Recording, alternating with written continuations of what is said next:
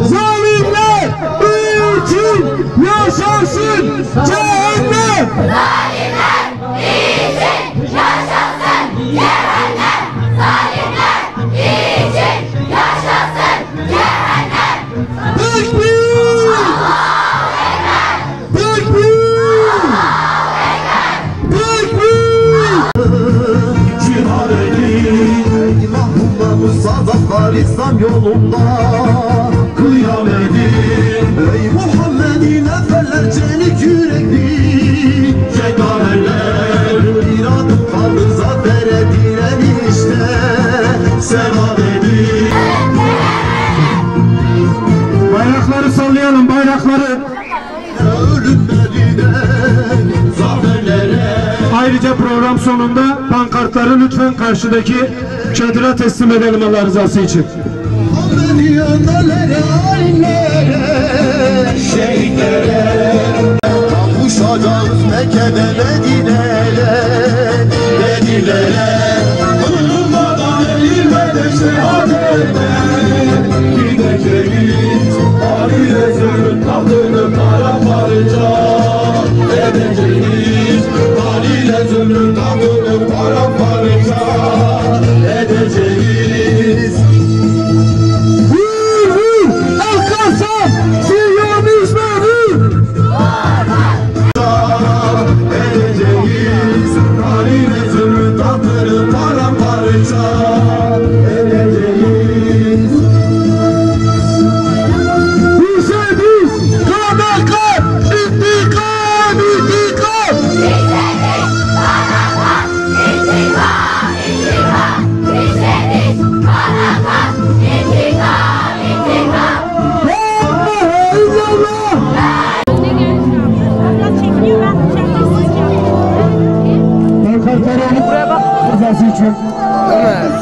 Ömer zorlama Ömer. Ona saygısı olan bu barbar siyonistlikte zulümlerinin dozunu artırarak sürdürmektedir. Filistin şu sözle uygar dünyanın ikiyüzlülüğünü her daim ifşa etmiştir.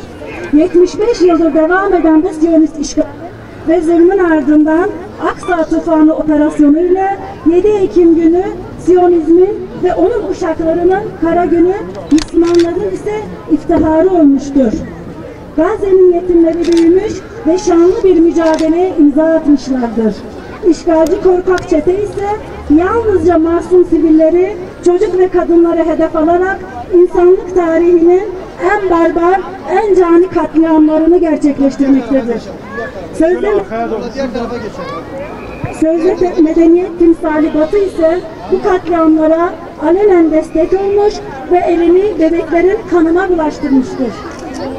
Bir daha göstermiştir ki bunun insan hakları adına ortaya koyduğu her şey çocuk masalı olmayacak kadar kirli ve ikiyüzlüdür. Filistin meselesi bir kez daha göstermiştir ki uluslararası hukukun uygulanması isteğe, insan hakları ise ırka ve inanca bağlıdır.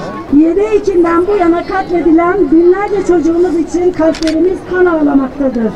Her gün çocuklarını bombalar altında şehit veren Gazze'li annelerimizin feryatları yürekleri dağlamaktadır. Henüz insanlığını kaybetmemiş tüm dünya anneleri gibi biz Bingöl'lü anneler de bu acıları yüreklerimizde derinden hissediyoruz ve bu vahşete lanet okuyoruz. Gazze'de anneler çocuklarını aç olarak toprağa vermekte, çocuklarının uyanıp korkmadan sükunet içerisinde canlarını teslim etmeleri için Allah'a dua etmek. Gazze'de her sabah kefenlerini giymiş bebeklerin cenaze namazı kılınmakta, anne karnındaki henüz doğmamış bebekler bile katledilmektedir. Gazze'de anneler ve evlatlarını bir toprağa verirken aslında toprağa gömülenin insanlık olduğunu dünyaya haykırmaktadır.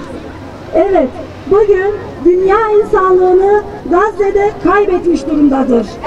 dünyanın herhangi bir yerindeki bir kadın için ayaklanan, sözde kadın hakları savunucuları, mesele Gazze'li anneler olunca sus pus olmaktadırlar. Çocuklar konusunda ahkam kesenler, çocuk haklarından dem vuranlar, mesele Gazze'li çocuklar olunca kulaklarını tıkamaktadırlar. Bebekler beşiklerinde katledilirken Birleşmiş Milletler ve UNICEF kınamanın ötesine geçmektedir. Zalimler için yaşasın cehennem! Zalimler için yaşasın cehennem! Buradan henüz vicdanını kaybetmemiş olan bütün insanlara, özellikle annelere sesleniyoruz. Daha ne kadar bu sessizlik devam edecek? Daha kaç annenin bedeninin çocuklarıyla birlikte parçalanmasına seyirci kalacağız? Kaç çocuk annesine son kez bakıp onu cennete uğurlayacak? Kaç tane anne, abla, abi kardeşine kefen almak için sıraya girecek? Kaç çocuğun adı eline ayağına yazılacak? Kaç çocuk bedeninden tanınacak? Soruyoruz. Ey dünya! Daha kaç tane çocuğun kanının akması lazım uyanman için? Ve buradan ilan ediyoruz ki hangi evladının acısına yanacağını bilmeyen Gazze'li annelerin acısı biz Bingöl'lü annelerin de acısıdır. Geride evladını emanet edecek kimseyi bulamayıp onu Allah'a emanet edip şehit olan anneleri emaneti bizlerin emanetidir.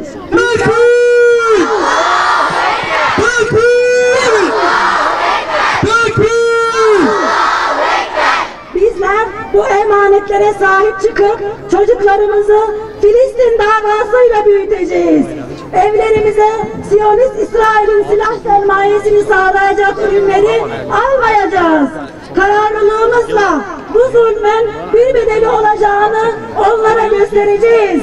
Allah'ın izniyle bu mücadeleye omuz vererek tıpkı Filistinli annelerin yiğit evlatları gibi bizlerin de yetiştirdiğimiz evlatlar ümmetin gururu olacaktır. Bismillahirrahmanirrahim. Elhamdülillahi Rabbil alemin. Esselatu vesselamu ala Resulina Muhammedin ve ala alihi ve sahbihi ecmain. Ya Rabbi, Kur'an-ı Kerim'de bize mübarek belde olarak tanıttığın peygamberler şehri Kudüs'e zalim ve azgın güçler tarafından başlatılan işgale karşı bu meydanda huzurunda toplandık, ellerimizi açtık, sana yalvarıyoruz. Dualarımızı kabul eyle Allah'ım. Amin. Allah'ım, hani Bedir'de Peygamber Efendimiz Ya Rabbi İslam'ın bu ordusuna yardım eyle, sana iman eden bir avuç mücahidi muzaffer eyle diye dua etmişti de ayet-i kerime ile binlerce melekle yardım ettiğini müjdelemiştin. Ya Rabbi şu anda yine Gazze'nin, Kudüs'ün mazlum mücahitlerine Bedir'de yaptığın gibi meleklerinle yardım eyle. Amin. Nusretini gönder Allah'ım. Ya Rabbi, Kur'an-ı Kerim'de bize öğrettiğin dua ile niyaz ediyoruz. Bu azgın ve zalim topluluğa karşı bizlere yardım eyle. Amin. Bu azgın ve zalim topluluğa karşı Filistinli kardeşlerimize yardım eyle. Amin. Ya Rabbi, sana iman eden kullarının izzetini, şerefini, onurunu hiçbir zalim, zorba ve işgalci güce çiğnetme Allah'ım. Amin. Ey Gazze'deki nur yüzlü çocukların Rabbi, ey Filistin'deki günahsız çocukların Rabbi, yüzlercesini, binlercesini sana gönderdik Allah'ım. Yüzlercesi de enkazlar altında, toz toprak içinde bekliyor Allah'ım. Annelerinin kucağında, babalarının kolları arasında, kanlar içinde sana gönderdik Allah'ım. Minik yavruları cennetin neresinde misafir ediyorsan, bunları da onlarla beraber misafir eyle Allah'ım. Hazreti Hamza ile Hazreti Cafer ile Hazreti Hüseyin ile beraber eyle Allah'ım. Şeyh Ahmet Yasin'in ruhuyla Abdülaziz Rantisi'nin ruhuyla beraber eyle Allah'ım. İşte evlatlarım geldi, işte yiğitlerin geldi diye Şeyh Ahmet Yasin'in ruhuyla kucaklaştır Allah'ım. Ey Gazze'li minik yavruların Rabbi, onların şehadetlerini yeryüzündeki bütün Müslümanların gerçek anlamda dirilişlerine, ayağa kalkmalarına vesile eyle Allah'ım. Üzerlerini örten ölü toprağa atmalarına, içerisinde bulundukları uyuşukluktan kurtulmalarına vesile eyle Allah'ım.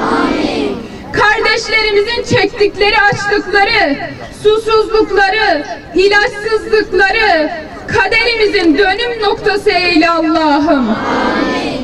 Ey yüce Rabbimiz, sana inandık, sana güvendik, sana tevekkül ettik.